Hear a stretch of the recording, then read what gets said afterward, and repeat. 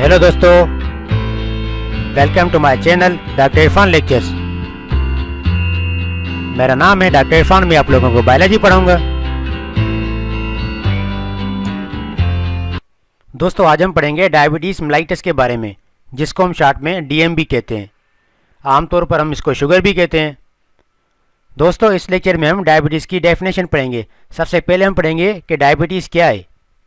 उसके बाद हम पढ़ेंगे डायबिटीज़ के साइंस एंड सिम्टम्स। हमें कैसे पता लगे कौन से साइंस होते हैं जिसकी वजह से हम कहते हैं कि किसी को डायबिटीज़ हो गई है। उसके बाद हम पढ़ेंगे डायबिटीज़ का मैकेनिज़्म। हमें कैसे पता लगे कि किसी को डायबिटीज़ हो गई है, कौन सा मैकेनिज़्म होता है, किस तरह डायबिटीज़ होती है, वो पूरा मैकेनिज़्म, उसके काजेज़ वगैरह पढ़ेंगे। उसके बाद हम पढ़ेंगे डायबिटीज़ के टाइप्स। डायबिटीज़ के कितने टाइप्स होते हैं और कौन से होते हैं। उसके बाद हम पढ़ेंगे डायबिटीज़ का ट्रीटमेंट, और उसके बाद आखिर में हम पढ़ेंगे उसकी प्रिवेंशन, कि किस तरह हम डायबिटीज़ की प्रिवेंशन कर सकते हैं। सबसे पहले हम आते हैं डायबिटीज़ की डेफिनेशन पे। दोस्तों, आमतौर पर हम कुछ भी खाते हैं, जो चीज़ भी खाते हैं वो हमारे पेट में जाती है और वो इंटेस्टाइन के थ्रू हमारी ब्लड कैपिलरीज़ में जाती है। और आप ये ब्लड कैपिलरीज़ देख रहे हैं कि जो भी हमने खाया, ये स्टमक है हमारे पास। स्टमक में हमने जो कुछ भी खाया वो हमारे स्टमक में चला जाता है। फिर स्टमक से वो सारी चीज़ें हमें ब्लड पे चली जाती हैं, सारी की सारी ग्लूकोज में कन्वर्ट होकर फिर वो ब्लड के थ्रू हमारे सारे के सारे सेल के साथ गुजरती हैं। फिर जिस भी सेल को कोई ग्लूकोज चाहिए होता है तो वो ग्लूकोज उनको मिल जाता है। ये सारे के सारे आप देख रहे हैं साइड में, ये जो हैं ये सेल हैं साइड में ये, और ये जो देख रहे हैं ये सारे के सारे ये सेल हैं। तो ये हमारी ब्लड कैपिलरी में जो ग्लूकोज देख रहे हैं, वाइट डॉट्स जो हैं ये ग्लूकोज है, और ये जो ब्लू डॉट है ये है हमारे पास इंसुलिन। तो इन ग्लूकोज को सेल में जाने के लिए इंसुलिन की ज़रूरत पड़ती है। तो ये आप एक नॉर्मल सेल की कंडीशन देख सकते हैं कि इसमें अंदर ये ग्लूकोज अंदर जा रहा है, इसके अंदर वो तभी जा पा रहा है क्योंकि इसके साथ इन रिसेप्टर पे ये इंसुलिन अटैच है।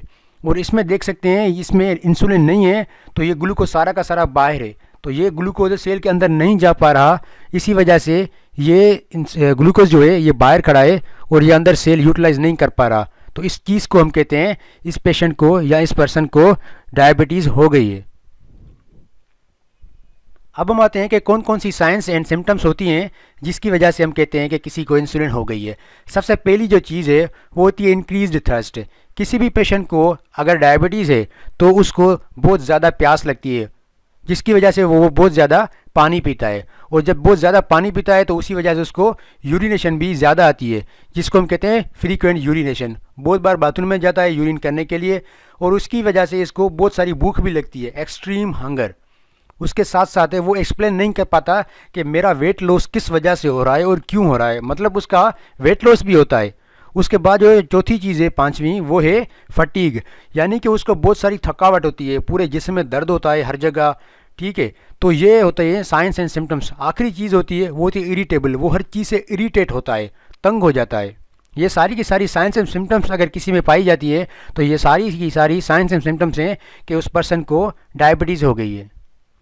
अब हम आते हैं दोस्तों मैकेनिज़्म पे कि डायबिटीज़ किस तरह होती है, आखिर क्या मैकेनिज़्म होता है जिसकी वजह से हम डायबिटीज़ हो जाती है, कौन सी तब्दीलियाँ होती हैं, कौन से काजेज़ होते हैं हमारी बॉडी में जिसकी वजह से हमें डायबिटीज़ हो जाती है। देखो दोस्तों, कोई भी चीज़ अगर हम खाते हैं, कुछ भी हो, वो हमारे ब्लड में चली जाती है, और ब्लड में जाने के बाद वो या तो हमारे मसल में स्टोर हो जाती है या फिर हमारे लिवर में स्टोर हो जाती है। दोस्तों, दो कंडीशन होती है हमारी बॉडी को। एक तो पता है कि हर वक्त ग्लूकोज चाहिए, और हमारे ब्रेन एक ऐसा ऑर्गन है जिसको continuous supply of the glucose चाहिए, तो उसके लिए हम हर वक्त तो खा नहीं सकते। इसलिए हमारी बॉडी क्या करती है कि ये जो हमारे पास है, ये मसल्स हैं हमारी बॉडी के, और ये जो लिवर हैं, इसमें पूरा का पूरा ग्लूकोज स्टोर हो जाता है जो एक्स्ट्रा होता है। फिर हमारे ब्रेन को जैसे ही ग्लूकोज की ज़रूरत पड़ती है, तो हर वक्त तो हम खाते नहीं, तो हमारे अगर बॉडी में ग्लूकोज बढ़ जाता है, ठीक है, तो क्या होता है कि हमारी बॉडी में एक और ऑर्गन होता है जिसको हम कहते हैं पेनक्रियाज। तो हमारा ब्रेन क्या करता है, इस पेनक्रियाज को सिग्नल देता है। फिर वो पेनक्रियाज एक हार्मोन रिलीज़ करता है, जिस हार्मोन को हम कहते हैं इंसुलिन। ये इंसुलिन क्या करता है कि हमारी बॉडी में जो भी एक्स्ट्रा ग्लूकोज है उस ग्लूकोज को कन्वर्ट करता है ग्लाइकोजन में। ग्लूकोज जो है वो कार्बोहाइड्रेट का मोनोमर है, और ग्लाइकोजन जो है वो पॉलीमर है। फिर वो इंसुलिन ग्लूकोज को ग्लाइकोजन में जैसे ही कन्वर्ट करता है, फिर वो ग्लाइकोजन स्टोर हो जाता है वापस इसी हमारी मसल्स में और इसी लिवर में। फिर इसके साथ साथ जब भी हम हर वक्त तो खा नहीं सकते, तो जब भी हमारी बॉडी को ग्लूकोज की ज़रूरत होती है तो अगेन हमारा जो ब्रेन है वो क्या करता है, अगेन है वो सप्लाई करता है अपना। तो ये इस तरह मतलब ये स्टोर हो जाता है मसल्स में एंड लिवर में। तो अगर इसी के साथ साथ अगर हमारी बॉडी में ग्लूकोज डाउन हो जाता है तो फिर क्या होता है, अगेन हमारे ब्रेन को पता लग जाता है। तो फिर वो ब्रेन क्या करता है, अगेन वो सिग्नल भेजता है पेनक्रियाज को। पेनक्रियाज एक और हार्मोन रिलीज करता है, इस बार उस हार्मोन का नाम है ग्लूकागोन। इस बार ग्लूकागोन क्या करता है, हमारी बॉडी में जो ग्लाइकोजन स्टोर हुआ था वो पहली साइकिल में जिसने इंसुलिन ने स्टोर किया था, तो ये ग्लूकागोन हार्मोन क्या करता है, उसी स्टोर्ड ग्लाइकोजन को कन्वर्ट करता है ग्लूकोज में। क्योंकि हमारी बॉडी में ग्लूकोज कम हो गया है तो हम उस वक्त खा तो नहीं सकते, क्योंकि कभी सफ़र में होते हैं, कभी हम फास्टिंग में होते हैं, तो बहुत सारी ऐसी चीज़ें होती हैं। तो फिर वो क्या करता है, वो ग्लूकागोन वापस से हमारी मसल से वो ग्लाइकोजन निकाल कर वो ग्लूकोज में कन्वर्ट करता है। फिर वही ग्लूकोज हमारी ब्लड वेसल्स में चला जाता है, फिर वहाँ से हमारी बॉडी उस ग्लूकोज को यूटिलाइज कर लेती है। इस तरह ये पूरा का पूरा मैकेनिज्म होता है हमारी बॉडी के डायबिटीज़ का। उसके बाद अब हम आते हैं डायबिटीज़ के टाइप पे। दोस्तों डायबिटीज़ के दो मेन टाइप होते हैं, इसके अलावा भी दूसरे टाइप्स होते हैं, लेकिन हम इसमें ये सिर्फ दो टाइप्स पढ़ेंगे। सबसे पहला जो टाइप है डायबिटीज़ का उसको हम कहते हैं डायबिटीज़ टाइप 1। इसका दूसरा नाम भी है इंसुलिन डिपेंडेंट डायबिटीज़। इसका नाम है इंसुलिन डिपेंडेंट डायबिटीज़ क्योंकि इसमें ये जो डायबिटीज़ होती है ये इंसुलिन पे डिपेंड होती है। मतलब जो पर्सन होता है जिसको डायबिटीज़ होती है उसका जो पेनक्रियाज है वो इंसुलिन नहीं बना पाता, इसीलिए इसको हम कहते हैं इंसुलिन डिपेंडेंट। वो किस तरह होता है, देखो दोस्तों ये हमारे पास है पेनक्रियाज, तो पेनक्रियाज के जो सेल्स हैं वो होते हैं डिस्ट्रॉय हो जाते हैं। तो जैसे ही पेनक्रियाज के सेल डिस्ट्रॉय हो जाते हैं इस डायबिटीज़ में, तो फिर वो पेनक्रियाज इंसुलिन नहीं बना पाता। जारी बात है, सेल डिस्ट्रॉय हो गए तो इंसुलिन कैसे बनाएगा। तो जब इंसुलिन नहीं बना पाता तो फिर क्या होता है कि जब इंसुलिन नहीं बनेगी ना ही वो ब्लड में जाएगी, तो फिर ग्लूकोज ग्लाइकोजन में कन्वर्ट नहीं हो पाएगा। जब ग्लूकोज ग्लाइकोजन में कन्वर्ट नहीं हो पाएगा तो क्या होगा कि ऑटोमेटिकली हमारी बॉडी में जो ग्लूकोज लेवल है वो क्या हो जाएगी, इंक्रीज़ हो जाएगी। तो जब ग्लूकोज लेवल इंक्रीज़ हो जाएगी तो शुगर बढ़ जाएगी, इसीलिए हम कहेंगे कि इसको शुगर हो गई है इस कंडीशन में। तो देखो इसमें इंसुलिन नहीं बन रही है, इसी वजह से इंसुलिन नहीं बनती, तो इसको हम कहते हैं इंसुलिन डिपेंडेंट डायबिटीज़। इसके बाद है दूसरी हमारे पास जो डायबिटीज़ है वो है टाइप 2 डायबिटीज़। इसको हम कहते हैं इंसुलिन इंडिपेंडेंट डायबिटीज़, क्योंकि इसमें इंसुलिन तो बनती है लेकिन इंसुलिन के जो रिसेप्टर्स होते हैं ना वो काम करना छोड़ जाते हैं, तो इसीलिए इसको हम कहते हैं इंसुलिन इंडिपेंडेंट डायबिटीज़। इसमें क्या होता है कि ये जो हमारे पास है जो पेनक्रियाज है इसके सेल डिस्ट्रॉय नहीं होते, ये अपनी इंसुलिन बना पाता है जो वो, लेकिन इंसुलिन के जो रिसेप्टर्स होते हैं ना वो डिस्ट्रॉय हो जाते हैं। तो जब इंसुलिन के रिसेप्टर डिस्ट्रॉय हो जाते हैं तो उसको कोई भी मतलब सेल ग्लूकोज को कैरी नहीं कर सकता। ये आप ब्लड वेसल्स देख रहे हैं, इसमें इंसुलिन तो जा रही है बॉडी में, लेकिन इंसुलिन के जो रिसेप्टर्स होते हैं ना वो डिस्ट्रॉय हो जाते हैं यहाँ पर सेल में जो होते हैं। तो वो जो सेल डिस्ट्रॉय हो जाते हैं रिसेप्टर, तो उसी की वजह से ये जो ग्लूकोज मालिक्यूल ब्लड वेसल में घूम रहे होते हैं, ये ग्लूकोज कोई भी सेल उठा नहीं पाता। तो उसकी वजह से हमारे जो ये ब्लड वेसल हैं, ये ब्लड है, उसमें ग्लूकोज ज़्यादा बढ़ जाता है।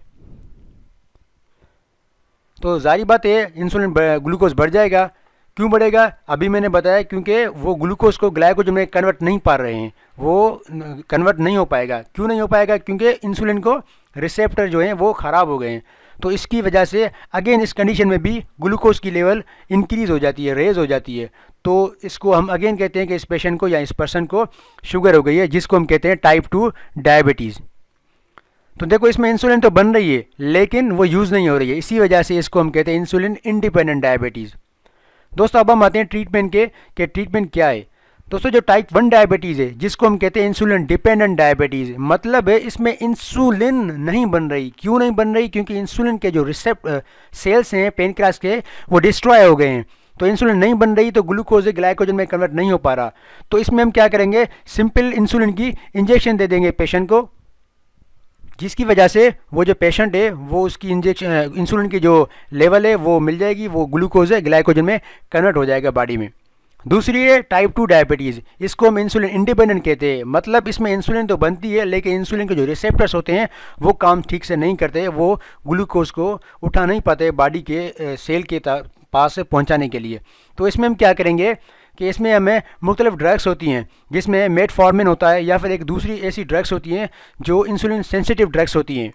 वो इंसुलिन सेंसिटिव ड्रग्स जो होती हैं वो क्या करती हैं, हमारी बॉडी के जो इंसुलिन रिसेप्टर्स होती हैं ना, उनकी सेंसिटिविटी को इम्प्रूव कर देती हैं, जिसकी वजह से वो सेंसिटिविटी बढ़ जाती है। तो फिर वो अब इंसुलिन को उठा पाते हैं हमारी बॉडी में। फिर इस तरह वो इंसुलिन जब उठती है तो वो सेल्स उठाते हैं उस इंसुलिन को, तो फिर इस तरह हमारी बॉडी में जो ग्लूकोज है वो नॉर्मल लेवल में हो जाता है।